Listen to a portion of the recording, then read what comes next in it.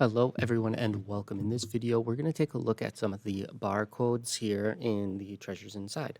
Now, there were 5 that I saw in the book that I wanted to look into, to scan if there's any clues or anything else like that. And I'll be the first to say, this is probably a rabbit hole where, I don't know, going into this direction of the hunt isn't going to really lead to much, at least spoiler for this one, I didn't notice anything in these ones. However, I did probably go a little bit further than I needed to. Now, that said, there's something that kind of changed too recently, and that was an article that John Collins Black actually did with The Independent. In that, he actually had this quote, and I found it kind of interesting, sort of maybe shifted my perspective of the book and potential clues. He said that we're in a digital world, and what I've put together is an analog adventures, and that's about the book There's Treasure Inside.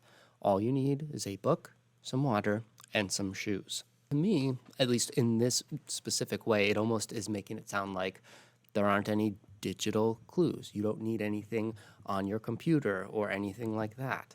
You just need the book and, water to be safe, shoes to walk, that kind of thing. Obviously, there are other things you need. Like, I would assume you need to travel, at least if you want to look at multiple ones. So, like a vehicle or things like that.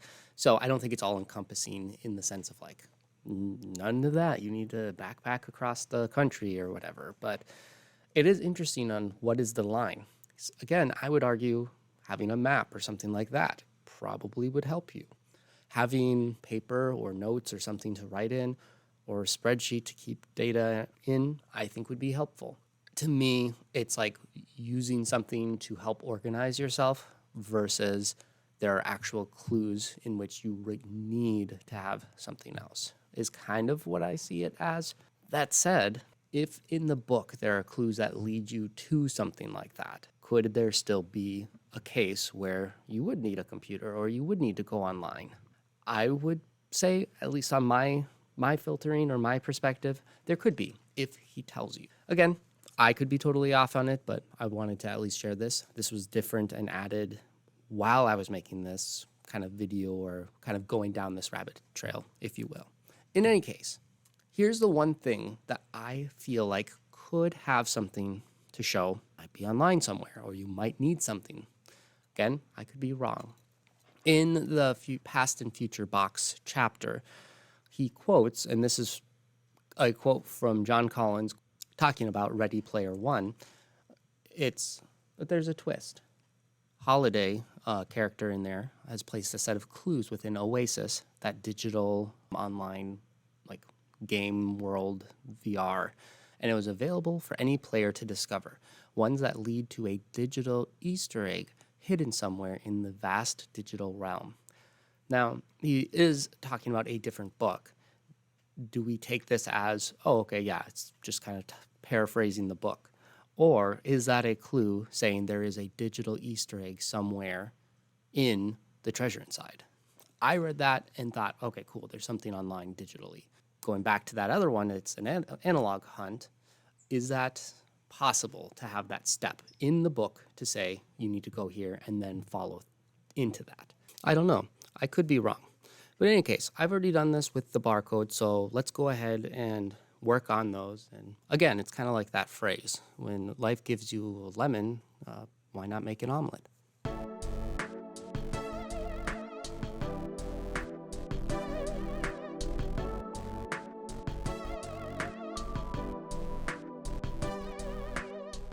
First off, with my barcode research, I wanted to go back in time and see what's the first one. And interesting enough, it was Norman Joseph Woodland and Bernard Silver, and it was a barcode for trains. It was kind of taken by the concept of Morse code, where there's like dots and dashes, if you will. And so in it, they made it on the trains to have those lines or the space in between the lines to show something is going. I don't think it really caught on because I don't believe our current trains and things have that, but I found that interesting.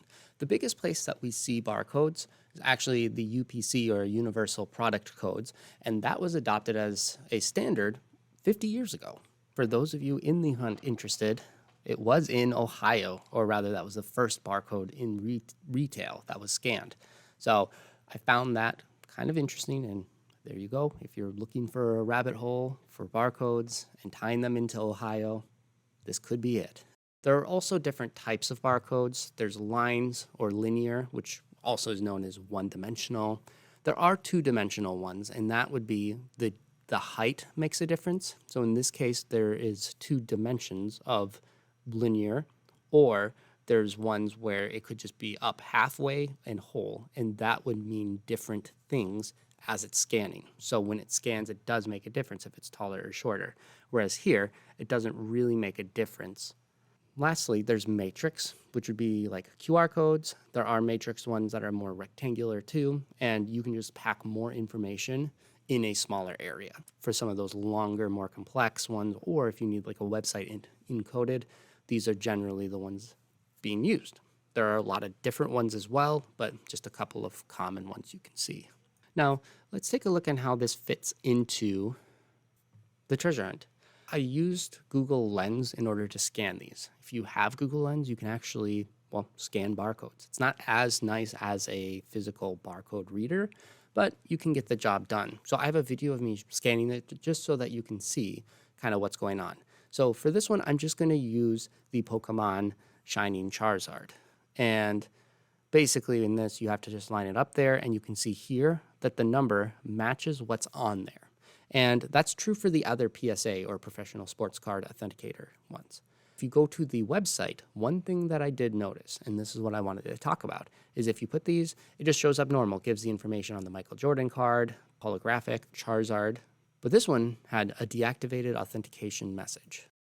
This is what comes up if you go to this website. Important notice, this has been deactivated because there's a known counterfeit in the market. Basically, it is saying to be cautious with it. Now, does that mean that this one is that one? Well, based off of just this, you're not entirely sure. If you're looking up this card, you don't know. And so I went ahead and asked, just in case they weren't aware and they happened to get that, counterfeit one. But in the support, they did say the card is the original and it was validated by the auction that they purchased it for. This warning simply means that one time someone had a fake one out there. It's just a warning, and so we're good. That treasure is still up for grabs. So the next one that we're going to look at is the Bitcoin one. I scanned it again, and you can notice here that it actually has a lot more characters in it, and that kind of got me down a rabbit trail. What's going on? Why are there so many more digits in this? Like, this is what I thought I would scan, and this is what we got. You can also see that the barcode is longer. So my thought was, is the barcode adjusted somehow for the book, for the treasure hunt? In that, there were 9 digits added to the front, 4 to the back. I'm like, well, let's look at it in the eyes of a treasure hunter looking for numbers and, of course, coordinates. So I went ahead and tried removing the number that we had, the first 0, and it leaves you with this, which is a coordinate.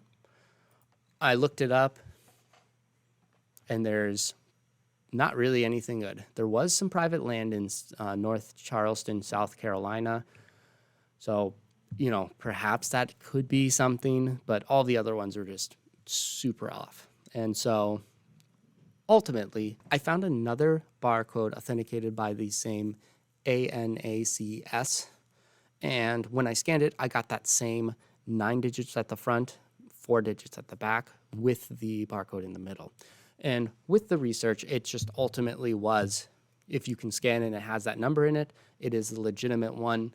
It is just how they have it set. Now, is it an additional security measure so that if someone tries to counterfeit it, they scan it, you wouldn't be able to replicate the number easily or something? Perhaps. I'm not 100% sure on why it does that, but because it does that with all of them, it tells me it wasn't modified for the book and the treasure hunt. Now, if someone else also saw the binary message here, I went ahead and put all of the 1s and 0s, and essentially what it is Bitcoin, an idea too big to fail. And that's what it says around here. And that's just what the coin has on it. Now, here's the last one. It is the Shipwreck Coin. And again, there's extra like numbers added to it. This is the last one that I looked at. And so from the other one, I scanned it and there is, I think, 10 in front of it. I scanned another coin and there is also another 10 in front of it, followed by the numbers you would expect. So they aren't modified, or I don't believe they're modified. That's just how they have their barcode set up for their company. So ultimately, all of these scan. They are a little bit different depending on it, but they all are scanning as expected. Same for other coins in their collections. So really, that's as far as I went. I don't think that there is going to be anything inside these barcodes, but I found it interesting. I've liked using barcodes, and I myself learned some. Hopefully you did too in this video, or maybe I just don't know my barcode history well enough and need to get into it more. Now, if you are interested in all of these different treasures, there is a really cool resource that another searcher made. It is an inventory of all of the treasure. Now, it's not fully completed and there wasn't everything, but it's really well done. It's made by the searcher G, so thank you for making it. And they ultimately just had this set up so that you can see what the treasures are. There's an index number if you want to look, and then there are prices either if there was information online about it. I believe they also looked up different, like, similar pricings to similar things sold, and then some that just were not sure were blank. So, you know, all the information's on it. It's set up very nicely, and it is set that anyone with the link, which I'll put in the description, can open it up and view it. You can make a copy for yourself if you want to as well, but, you know, a super cool thing to have and see the different information on all the potential treasures. So, as I said at the start, there's a lot of different avenues you can go through here, and hopefully this video will save you some time. Both if you are like, what if there's something with the barcode like me? I don't think so. Again, you can go ahead and use your own path. You could definitely go different avenues too, and, you know, maybe truly he did pick these treasures specifically because there were those numbers and fit those in somehow with how it's all worked. But to me, I don't believe that that's the case, especially with that article saying you just need the book. Again, it's fun. It's unique that you can go in these different avenues, and there's a lot more I'm sure I will do. Hopefully you find this interesting. We'll see you in the next one, and if you had any rabbit holes that I should or shouldn't explore, you can leave them in the comments here. So thanks again, Searcher G, for this. It's a cool inventory, and we'll see you guys in the next one.